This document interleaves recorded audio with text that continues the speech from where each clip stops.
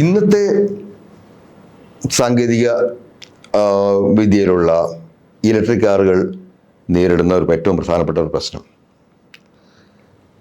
ഇന്ത്യയിൽ ഇപ്പോൾ നമുക്ക് ലഭ്യമായിരിക്കുന്ന പല വാഹനങ്ങളും അത് ഒരു ചാർജിൽ ഓടാവുന്ന ദൂരം പലപ്പോഴും ഒരു 250 കിലോമീറ്ററാണ്. അതിൽ കൂടുതൽ ദൂരം പോകാമെന്ന് പറയുന്ന വാഹനങ്ങളുണ്ടെങ്കിലും നമ്മൾ യാത്രയിൽ വരുന്ന നമുക്ക് പെട്രോൾ ഇന്ധനത്തിൽ ഓടുന്ന വാഹനങ്ങളെ പോലെ തന്നെ യാത്രയിൽ വരുന്ന യാത്രാക്കുരുക്കുകൾ, അതുപോലെ തന്നെ കൂടുതൽ ഇന്ധന ഉപയോഗം വേണ്ടി വരുന്ന സന്ദർഭങ്ങൾ, ഇതൊക്കെ വെച്ച് നോക്കുകയാണെങ്കിൽ നമുക്ക് ഒരു ആവറേജ് ഒരു 250 കിലോമീറ്ററാണ് ഒരു ചാർജിൽ നമുക്ക് ഈ വാഹനങ്ങൾ പൊതുവേ ഓടുന്നത്.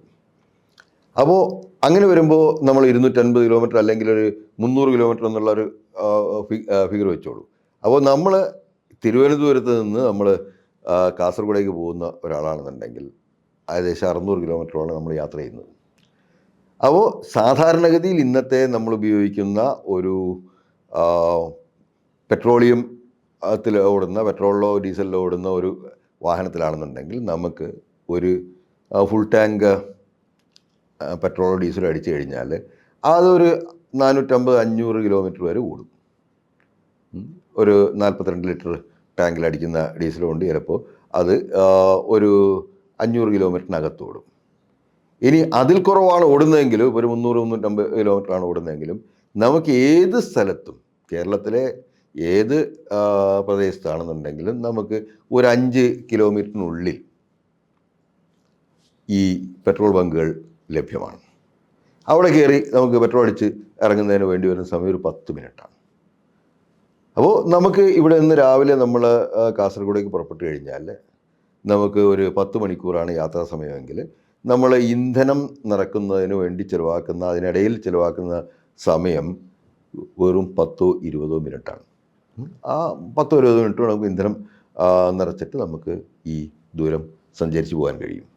നേരെ മറിച്ച് നമ്മളൊരു ഇലക്ട്രിക് കാറിലാണ് നമ്മൾ തിരുവനന്തപുരത്ത് നിന്ന് കാസർഗോഡേക്ക് പുറപ്പെടുന്നതെങ്കിൽ നമുക്ക് പരമാവധി എത്തിച്ചേരാവുന്ന സ്ഥലം എറണാകുളമോ, ഇനി എറണാകുളം കഴിഞ്ഞിട്ടാണെന്നുണ്ടെങ്കിൽ ഏറി വന്നു കഴിഞ്ഞിട്ടുണ്ടെങ്കിൽ ചാലക്കുടി വരെ എത്തിയെന്ന് വരും, അല്ലെങ്കിൽ അങ്കമാലി വരെ എത്തിയെന്ന് വരും. അപ്പോൾ നമ്മൾ ചാലക്കുടി വരെ എത്തുകയാണെന്നുണ്ടെങ്കിൽ നമുക്ക് വീണ്ടും ഇതിൽ ഈ ബാറ്ററി ചാർജ് ചെയ്യേണ്ടതായിട്ട് വരുന്നുണ്ട്. അപ്പോൾ ഇന്നത്തെ സാഹചര്യത്തിൽ അത്രയധികം ചാർജിങ് പോയിൻറ്റുകളൊന്നും ലഭ്യമല്ല. ഇനി ചാർജിങ് പോയിൻറ്റുകൾ ധാരാളം ലഭ്യമാണെങ്കിൽ തന്നെ നമുക്കതൊരു മാക്സിമം ചാർജ് ചെയ്യുന്നതിന് നമുക്ക് അതിന് ചിലപ്പോൾ 6-7 മണിക്കൂറുകൾ വേണ്ടി വരും ബാറ്ററി ചാർജ് ചെയ്യുന്നതിന്.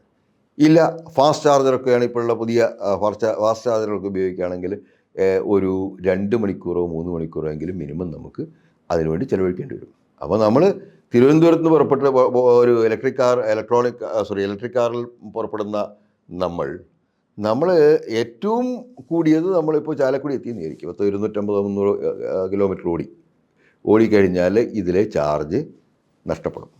ചാർജ് നഷ്ടപ്പെട്ട് കഴിഞ്ഞാൽ പിന്നെ നമ്മൾ ചാർജ് ചെയ്യണം. അപ്പോൾ നമ്മൾ അവിടെ ഒരു ചാർജിങ് പോയിൻ്റ് കണ്ടുപിടിച്ച് അവിടെ വെച്ചതിന് ശേഷം ഇപ്പോൾ ഫാസ്റ്റ് ചാർജറിലൂടെ 2-3 മണിക്കൂർ കൊണ്ട് ചാർജ് ചെയ്യാമെന്ന് നമ്മൾ പറയുന്നു. അപ്പോൾ അങ്ങനെ വരുമ്പോൾ നമ്മൾ എന്ത് ചെയ്യുന്നു, അവിടെ ആ 2-3 മണിക്കൂർ നമുക്ക് സ്പെൻഡ് ചെയ്ത് നമുക്ക് പഴയ ഈ 93-ൽ നമ്മുടെ ലവ് ബേർഡ് ഉണ്ടാക്കിയ ഫാക്ടറി എവിടെയാണെന്നൊക്കെ അന്വേഷിച്ച് പോയി ഭക്ഷണമൊക്കെ കഴിച്ച് തിരിച്ച് വരുമ്പോഴത്തേക്ക് ഒരു 3 മണിക്കൂർ കൊണ്ട് അത് ഒരു മിനിമം ചാർജായിട്ടുണ്ടാവും. ആ ചാർജ് കൊണ്ട് വീണ്ടും പോയി കഴിഞ്ഞാൽ എവിടം വരെ എത്തും? അടുത്ത് നമ്മൾ മാക്സിമം എത്താൻ പോകുന്നത് കോഴിക്കോടാണ്. അവിടെ എത്തിക്കഴിഞ്ഞാൽ വീണ്ടും നമ്മൾ ചാർജ് ചെയ്യണം. വീണ്ടും ചാർജ് ചെയ്തിട്ട്, അല്ലെങ്കിൽ അന്ന് അവിടെ താമസിച്ച് നമ്മൾ രാത്രി ചാർജിലിട്ട് വീണ്ടും രാവിലെ ഈ വാഹനം റീചാർജായ വാഹനം കൊണ്ട് വീണ്ടും നമ്മൾ എങ്ങോട്ട് പോകണം. അപ്പോൾ നമുക്ക് 2 ദിവസമെങ്കിലും എടുക്കും. തിരുവനന്തപുരത്ത് നമ്മൾ ഒരു ഇലക്ട്രിക് കാറിൽ ഇന്നത്തെ നിലവാരത്തിലുള്ള ഇലക്ട്രിക് കാറിൽ നമ്മൾ യാത്ര ചെയ്ത് നമ്മൾ കാസർഗോഡ് എത്തണമെന്നുണ്ടെങ്കിൽ നമുക്ക് ഏകദേശം ചുരുങ്ങിയത് ഒരു 1.5 ദിവസം 2 ദിവസം എടുക്കും. അപ്പോൾ അതാണ് ഇതിലെ ഈ പറയുന്ന ഇലക്ട്രിക് വാഹനങ്ങളിലെ ഒരു ആദ്യത്തെ പ്രധാനപ്പെട്ട പ്രശ്നം. ഇപ്പോൾ ഒരു ഇലക്ട്രിക് കാർ നമുക്ക് ഉപയോഗിക്കാം. നമ്മൾ ദിവസവും ഒരു ലിമിറ്റഡ് കിലോമീറ്റർ, ഇപ്പോൾ 100 കിലോമീറ്റർ നമ്മൾ ദിവസവും 200 കിലോമീറ്റർ നമ്മൾ ഓടുന്നു. 100 കിലോമീറ്റർ ഓടി നമ്മൾ കൊല്ലത്ത് പോകുന്നു, കൊല്ലത്ത് നമ്മൾ ജോലി ചെയ്യുന്നു, തിരിച്ച് നമ്മൾ വൈകുന്നേരം വീണ്ടും തിരുവനന്തപുരത്തേക്ക് വരുന്നു. ആ പർപ്പസിന് ഇലക്ട്രിക് കാറുകൾ അനുയോജ്യമാണ്. കാരണം തിരിച്ചു വന്ന് നമ്മൾ ചാർജിലിടുന്നു, രാവിലെ ചാർജ് ആവുന്നു, നമ്മൾ എവിടെ പോകുന്നു, നമ്മൾ കൊല്ലത്ത് നമ്മുടെ ഓഫീസിൽ പോകുന്നു, അവിടെയും വേണമെങ്കിൽ ചാർജിലിട്ടിട്ട് എന്ത് ചെയ്യുന്നു, വൈകുന്നേരം നമ്മൾ തിരിച്ചു വരുന്നു. അപ്പോൾ ആ രീതിയിൽ ഉപയോഗിക്കുന്ന ആളുകളാണെന്നുണ്ടെങ്കിൽ ഈ ഇലക്ട്രിക് കാറുകൾ നമുക്ക് ഇന്നത്തെ അവസ്ഥയിൽ ഉപയോഗിക്കാം. ഇന്ധനത്തിൻ്റെ കാര്യത്തിൽ അത് ലാഭകരമാണ്. അതേസമയം ഈ ഇലക്ട്രിക് കാറുകളുടെ ഏറ്റവും വലിയ പരിമിതി എന്താണെന്ന് വെച്ച് കഴിഞ്ഞാൽ, ഇലക്ട്രിക് കാറുകൾ വെച്ചുകൊണ്ട് നമ്മൾ സ്ഥിരമായിട്ട് ദൂരങ്ങൾ സഞ്ചരിക്കുന്ന ആളുകളാണെന്നുണ്ടെങ്കിൽ, ദൂരയാത്രകൾ ചെയ്യുന്ന ആളുകളാണെന്നുണ്ടെങ്കിൽ അത് വളരെയധികം അതിൻ്റെ പോസിബിലിറ്റി വളരെ ലിമിറ്റഡ് ആണ്. അപ്പോൾ അങ്ങനെ ദൂരയാത്ര ചെയ്യുകയാണെന്നുണ്ടെങ്കിൽ എന്ത് ചെയ്യേണ്ടി വരും, നമ്മൾ ഓരോ സ്ഥലങ്ങളിൽ നമ്മൾ നിർത്തി, ഇത് തീരുന്നതിന് കണക്കായിട്ട് നമ്മൾ നിർത്തിയിട്ട് നമ്മൾ വീണ്ടും യാത്ര തുടരേണ്ടി വരും. ആ രീതിയിൽ മാത്രമേ ഇന്നത്തെ സാഹചര്യത്തിൽ ഇലക്ട്രിക് കാറിൽ പോകാൻ പറ്റൂ. പിന്നെ ഇലക്ട്രിക് കാറുകൾ നേരിടുന്ന മറ്റൊരു വിഷയം, നമ്മൾ ഇപ്പോൾ അന്തരീക്ഷ മലിനീകരണം കുറക്കുക എന്നുള്ള ഉദ്ദേശത്തോടു കൂടിയാണല്ലോ നമ്മളിപ്പോൾ ഇലക്ട്രിക് കാറുകൾ ഉപയോഗിക്കുന്നത്. യഥാർത്ഥത്തിൽ ഈ ഇലക്ട്രിക് കാറുകൾ കാരണം പൂർണ്ണമായിട്ട് അന്തരീക്ഷ മലിനീകരണം ഇല്ലാതാവുന്നുണ്ടോ? നമ്മൾ ഈ ലിഥിയം ബാറ്ററികളാണ് ഉപയോഗിക്കുന്നത്. ഈ ബാറ്ററികൾക്കൊരു ആയുസ്സുണ്ട്. ഇപ്പോൾ കമ്പനികൾ തന്നെ പറയുന്നതെന്ന് വെച്ച് കഴിഞ്ഞിട്ടുണ്ടെങ്കിൽ അവർ കൊടുക്കുന്ന ഗ്യാരണ്ടി ഒരു 6 കൊല്ലം വരെയൊക്കെയാണ് ഈ ബാറ്ററിയുടെ ആയുസ്. അതുപോലെ അത് വളരെയധികം വില കൂടിയ ബാറ്ററികളാണ്. 5 ലക്ഷം 6 ലക്ഷം രൂപയാണ് അതിൻ്റെ വില വരുന്നത്. ഈ കാറിൻ്റെ തന്നെ വിലയുടെ വലിയൊരു ഭാഗം വരുന്നത് ഈ ബാറ്ററികൾക്കാണ്. അതിലുപയോഗിക്കുന്ന ലിഥിയം തുടങ്ങിയ എലിമെൻറ്റ്സ് നമ്മൾ എവിടെ നിന്നാണ് കുഴിച്ചെടുക്കുന്നത്? നമ്മൾ ഭൂമിയിൽ നിന്ന് കുഴിച്ചെടുക്കുന്ന മൂലകങ്ങളാണ് ഈ ലിഥിയം മുതലായ കാര്യങ്ങൾ. അപ്പോൾ ഇത് ഇത് കുഴിച്ചെടുത്ത് കുറച്ചു കാലം കഴിയുമ്പോഴത്തേക്ക് പെട്രോളിയം പോലെ തന്നെ ഈ ലിഥിയവും നമുക്ക് വളരെ സ്കേഴ്സായിട്ടുള്ള ഒരു പ്രോഡക്റ്റായിട്ട് മാറും. ലിഥിയം കിട്ടാനില്ലാത്ത അവസ്ഥ വരും. പിന്നീട് ഈ ബാറ്ററികൾ ഡിസ്പോസ് ചെയ്യുക എന്നുള്ളത്, ഈ ബാറ്ററികൾ നമ്മൾ എങ്ങനെ സംസ്കരിച്ചെടുക്കും? ഈ ബാറ്ററികൾ ഇപ്പോൾ പെട്രോളിൽ ഓടുന്ന കാറുകളെ പോലെ തന്നെ, അല്ലെങ്കിൽ ഡീസലിൽ ഓടുന്ന വാഹനങ്ങളെ പോലെ തന്നെ അത്രയധികം മുഴുവൻ വാഹനങ്ങളും ഈ പറയുന്ന ലക്ഷക്കണക്കിന് കോടിക്കണക്കിന് വാഹനങ്ങൾ ഈ ഇലക്ട്രിക് ബാറ്ററികളിലേക്ക് മാറിക്കഴിഞ്ഞാൽ ഇതിൽ നിന്ന് ഉപേക്ഷിക്കപ്പെടുന്ന ബാറ്ററികൾ എങ്ങനെയാണ് നമ്മൾ അത് സംസ്കരിക്കാൻ പോകുന്നത്? പരിസ്ഥിതിക്ക് നാശമില്ലാതെ ഇത്രയും കോടി ബാറ്ററികൾ നമുക്ക് സംസ്കരിക്കാൻ സാധിക്കുമോ? അത് ഒരു പ്രധാനപ്പെട്ട പ്രശ്നമാണ്. അതിനുപയോഗിക്കുന്ന ഈ ലിഥിയം തുടങ്ങിയ മൂലകങ്ങൾ ഇത് ലോകത്ത് ഇത്രയധികം ലഭ്യമാണോ? പെട്രോളിയത്തിനോളം ലഭ്യമല്ല ഈ മൂലകങ്ങളൊന്നും തന്നെ. ഇതെല്ലാം പെട്രോളിയം ഉപയോഗിക്കുന്ന പോലെ നമ്മൾ ഉപയോഗിക്കുകയാണെന്നുണ്ടെങ്കിൽ, ബാറ്ററി ഉണ്ടാക്കാൻ ഉപയോഗിക്കുകയാണെന്നുണ്ടെങ്കിൽ ചുരുങ്ങിയ വർഷങ്ങളിലേക്കുള്ള ലിഥിയം മാത്രമേ ലോകത്ത് സ്റ്റോക്ക് ഉണ്ടാവുള്ളൂ. പിന്നെ മറ്റൊരു പ്രധാനപ്പെട്ട കാര്യം, നമ്മൾ ഇത് ചാർജ് ചെയ്യാനുള്ള വൈദ്യുതി നമ്മൾ ഉപയോഗിക്കുന്നുണ്ട്. ഈ ചാർജ് ചെയ്യാനുള്ള വൈദ്യുതി ഉപയോഗിക്കുമ്പോൾ ഇപ്പോൾ ആലോചിച്ച് നോക്കൂ, ഈ കേരളത്തിലെ മുഴുവൻ വാഹനങ്ങളും ഇപ്പോൾ ഇലക്ട്രിക് വാഹനങ്ങളാണെന്നുണ്ടെങ്കിൽ എത്ര ലക്ഷം കിലോ വാട്ട് വൈദ്യുതി കൂടുതലായിട്ട് ആവശ്യമായിട്ട് വരും? ഇന്ന് നമ്മൾ ഉപയോഗിക്കുന്ന വീടുകളിൽ ഉപയോഗിക്കുന്നോ അല്ലെങ്കിൽ വ്യവസായശാലകളിൽ ഉപയോഗിക്കുന്നോ ആയ വൈദ്യുതിയുടെ എത്രയോ മടങ്ങ് വൈദ്യുതിയുടെ ഉപയോഗം ഏതിൽ സംഭവിക്കും? ഈ ഇലക്ട്രിക് വാഹനങ്ങൾ ചാർജ് ചെയ്യാൻ മാത്രം വേണ്ടി വരും. അപ്പോൾ ഈ ഇലക്ട്രിസിറ്റി എവിടെ നിന്നാണ് നമ്മൾ പ്രൊഡ്യൂസ് ചെയ്യുന്നത്? ഈ ഇലക്ട്രിസിറ്റി നമ്മൾ പ്രൊഡ്യൂസ് ചെയ്യുന്നത് നമുക്ക് ജലവൈദ്യുത നിലയങ്ങളിൽ നിന്നുള്ള വൈദ്യുതി നമുക്ക് നമ്മുടെ സംസ്ഥാനത്തിന് തന്നെ തികയുന്നില്ല. അതുപോലെ മറ്റ് സംസ്ഥാനങ്ങളിൽ ജലവൈദ്യുതി ഇല്ലാത്ത സംസ്ഥാനങ്ങളുണ്ട്. അപ്പോൾ നമ്മൾ ഉപയോഗിക്കുന്ന താപവൈദ്യുതി ആയിരിക്കും നമ്മൾ ഉപയോഗിക്കുന്നത്. അപ്പോൾ അതിന് ധാരാളം കൽക്കരി ഇന്ധനമായി വരുന്നുണ്ട്. ഈ കൽക്കരിയിൽ നിന്ന്, ഈ താപവൈദ്യുത നിലയങ്ങളിൽ നിന്ന് പുറപ്പെടുന്ന മലിനീകരണം അതെത്രത്തോളം ഭീകരമാണ്. അപ്പോൾ ഈ ബാറ്ററികളിൽ നിന്നും അവശിഷ്ടങ്ങളിൽ നിന്നും അതുപോലെ ഈ താപവൈദ്യുത നിലയങ്ങളിൽ നിന്നും ഒക്കെ ഉൽപ്പാദിപ്പിക്കപ്പെടുന്ന ഈ വാതകങ്ങളുടെ അത്രയും മലിനീകരണം ഈ ഫോസിൽ ഫ്യൂവൽസ് ഉണ്ടാക്കുന്നുണ്ടോ, പെട്രോളിയം ഉൽപ്പന്നങ്ങൾ ഉണ്ടാക്കുന്നുണ്ടോ എന്നുള്ളത് അത് വലിയൊരു ചോദ്യമാണ്.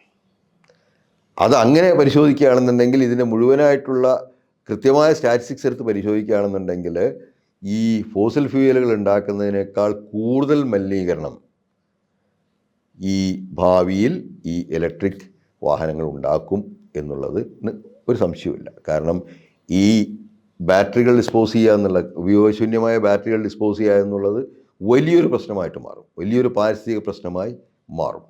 2, ഈ വാഹനങ്ങൾ ചാർജ് ചെയ്യാൻ ഉപയോഗിക്കേണ്ട ഇലക്ട്രിസിറ്റി, ആ ഇലക്ട്രിസിറ്റി ഉണ്ടാക്കണമെന്നുണ്ടെങ്കിൽ അത് ഇന്ന് നിലവിലുള്ള നമ്മുടെ സംവിധാനങ്ങൾ അപര്യാപ്തമാവും. അതുപോലെ തന്നെ അതിനുവേണ്ടി ജലവൈദ്യുത പദ്ധതികൾ നമുക്ക് എല്ലാ സ്ഥലത്തും ഇല്ല. പിന്നെ ഉണ്ടാക്കാവുന്ന പദ്ധതികളെന്ന് പറഞ്ഞിട്ടുണ്ടെങ്കിൽ താപവൈദ്യുത പദ്ധതികളാണ്. അത് ഒന്നുകിൽ ആണവ നിലയങ്ങൾ നമ്മൾ സ്ഥാപിക്കേണ്ടതായിട്ട് വരും, അല്ലെങ്കിൽ കൂടുതലായിട്ട് ഈ കൽക്കരി ഉപയോഗിച്ചുള്ള വൈദ്യുതി നിലയങ്ങളെ ആശ്രയിക്കേണ്ടി വരും. അപ്പോൾ ആ 2 രീതിയിൽ വരുമ്പോഴും ഈ ഇത്തരത്തിൽ നമ്മൾ ഫോസിൽ ഫ്യൂവൽ വാഹനങ്ങളിൽ നിന്ന് പൂർണ്ണമായിട്ട് നമ്മൾ ഇലക്ട്രിക് വാഹനങ്ങളിലേക്ക് മാറുമ്പോൾ ഈ പരിസ്ഥിതിയിൽ ആഘാതം വർദ്ധിക്കുകയാണ് ചെയ്യുക എന്നുള്ളത് വളരെ ഗൗരവത്തോടെ പരിശോധിക്കേണ്ട ഒരു വിഷയമാണ്. അതുപോലെ നേരത്തെ പറഞ്ഞ ദൂരം, സഞ്ചരിക്കാവുന്ന ദൂരത്തിൻ്റെ ലിമിറ്റേഷൻ, അത് പെട്രോളിയം വാഹനങ്ങൾക്ക് സഞ്ചരിക്കാവുന്ന ദൂരത്തിനൊരു ലിമിറ്റേഷനും ഇല്ല. അത് എത്രത്തോളം ഇന്ധനം എവിടെ നിന്നൊക്കെ റീഫ്യൂൽ ചെയ്യുന്നു, ആ റീഫ്യൂൽ ചെയ്യാനുള്ള കുറഞ്ഞ സമയം മതി, 5 മിനിറ്റിനകത്ത് റീഫ്യൂൽ ചെയ്യാൻ സാധിക്കും. ആ റീഫ്യൂൽ ചെയ്ത ഫ്യൂവലുമായിട്ട് അത് വേണമെങ്കിൽ ഒരു വാഹനത്തിൽ നമുക്ക് ലോകം മുഴുവനായിട്ട് നിർത്താതെ സഞ്ചരിക്കാൻ സാധിക്കും. അപ്പോൾ ഇങ്ങനെയുള്ള വിഷയങ്ങൾ നമ്മൾ ഇതിനകത്ത് കൺസിഡർ ചെയ്യേണ്ടതായിട്ടുണ്ട്. ഇതൊക്കെ പരിഗണിക്കേണ്ടതായിട്ടുണ്ട്. നമ്മൾ ഇലക്ട്രിക് വാഹനങ്ങളിലേക്കുള്ള പെട്ടെന്നുള്ളൊരു മാറ്റം കൊണ്ട് നമുക്ക് ഗുണമാണോ ദോഷമാണോ ഉണ്ടാവുക എന്നുള്ളത് നമ്മൾ പരിശോധിക്കേണ്ടതായിട്ടുണ്ട്. അതുപോലെ ഈ ഇലക്ട്രിക് വാഹനങ്ങളുടെ ഡിമാൻഡ് ഇന്നത്തെ ലോകത്തിൽ ഒരു ലിമിറ്റഡ് രീതിയിലുള്ളൂ. അതുകൊണ്ട് തന്നെയാണ് എന്ത് സംഭവിച്ചത്, യൂറോപ്പിലും അമേരിക്കയിലും ഒക്കെ വലിയ വാഹന വീഹന്മാരുണ്ടാക്കുന്ന ഇലക്ട്രിക് വാഹനങ്ങളുടെ ചിലവ്, അതുപോലെ അതിൻ്റെ വിൽപ്പന വളരെ പെട്ടെന്ന് കുറയാനുള്ള കാരണം ഒരു സാച്ചുറേഷൻ പോയിന്റ് കഴിഞ്ഞാൽ പിന്നീട് ഈ പറയുന്ന ഇലക്ട്രിക് വാഹനങ്ങൾക്ക് വലിയ ഡിമാൻഡ് ഉണ്ടാവുന്നില്ല. പിന്നെ മറ്റൊരു പ്രധാനപ്പെട്ട കാര്യം, നിലവിലെ സാഹചര്യങ്ങളിൽ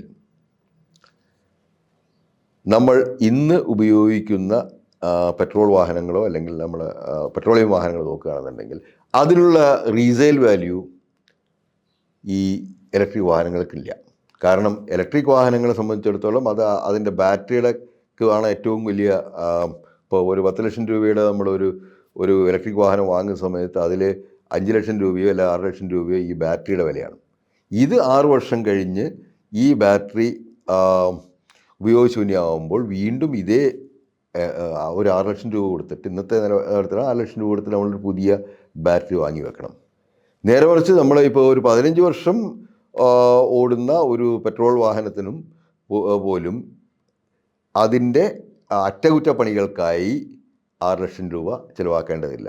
പക്ഷേ അതേസമയം നമ്മൾ ഈ പറയുന്ന 6 വർഷം ഇതിന് ഇന്ധനം അടിക്കാൻ വേണ്ടി ചിലവാക്കുന്ന തുക ഇതിനേക്കാൾ കൂടുതൽ വരും, ഈ 6 ലക്ഷത്തേക്കാൾ കൂടുതൽ വരും എന്നുള്ളതാണ് ഇലക്ട്രിക് കാറുകൾക്ക് അനുകൂലമായി പറയാനുള്ള ഒരു കാര്യം. നമ്മൾ ഇന്ധനമടിക്കുന്ന കാശും ഈ ബാറ്ററിയുടെ വിലയും കൂടി നോക്കുകയാണെന്നുണ്ടെങ്കിൽ നമുക്കതായിരിക്കും ലാഭം എന്നുള്ളതാണ് ഇപ്പോഴത്തെ ഒരു തിയറി. പക്ഷേ അത് എത്ര സമയത്തോളം മാത്രമേ ഉള്ളൂ, നമ്മുടെ ഇലക്ട്രിസിറ്റി ചാർജ് കുറഞ്ഞ നിരക്കിൽ നിൽക്കുമ്പോഴേ ഉള്ളൂ.